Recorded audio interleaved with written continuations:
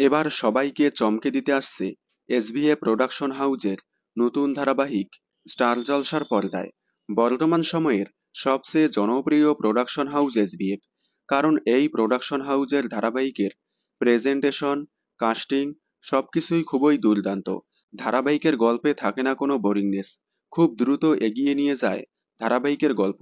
এবার আবারও এসভিএফ নিয়ে আসছে স্টার জলসার পর্দায় আরও একটি নতুন ধারাবাহিক।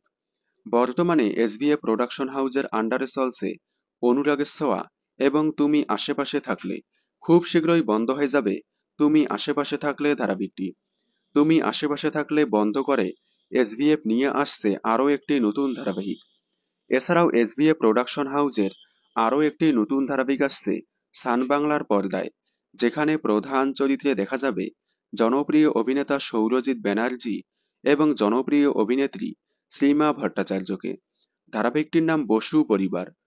অন্যদিকে স্টার জলসার এসভিএ প্রোডাকশন হাউজের নতুন ধারাবাহিকের কাস্টিং এখনও সিলেকশন হয়নি।